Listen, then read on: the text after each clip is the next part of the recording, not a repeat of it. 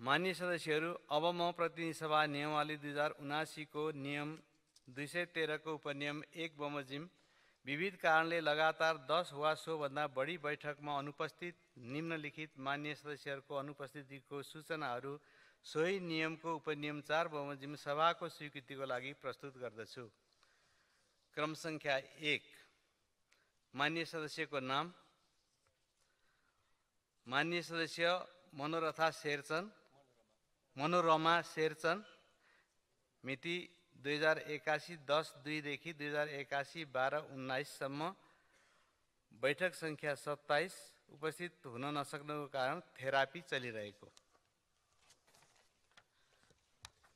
क्रम संख्या 2, मान्य सदस्यको नाम: मान्य सदस्य लीलादेवी बोखिम लिम्बू, मिति 2081 11/22 देखि 81 12/19 सम्म, बैठक संख्या 14, पारिवारिक कामले बेलायत जानु परेको।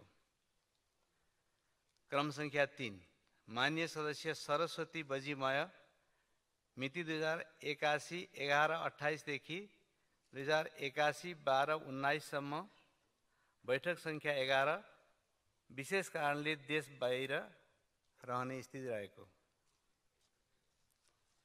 4, मान्य सदस्य रमेश रिजाल, मिति 2081 11/25 देखि मिति 2081 12/19 सम्म,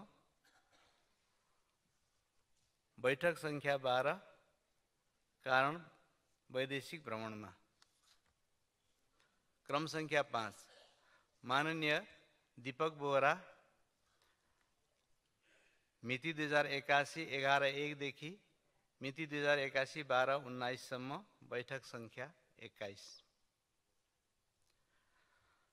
मान्य सदस्य शेरबहादुर देउवा, मिति 2081 11/22 देखि मिति 81 12/27 सम्म, बैठक संख्या 11, पार्टीको कार्यक्रममा व्यस्त रहनु परेकाले।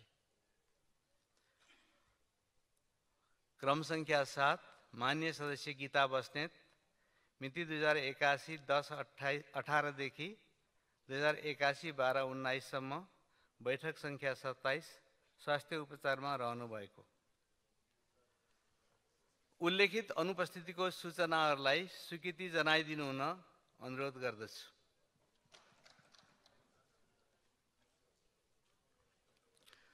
उल्लेखित अनुपस्थितिको सूचनाहरूलाई सभाले स्वीकृति जनाएको म घोषणा गर्दछु।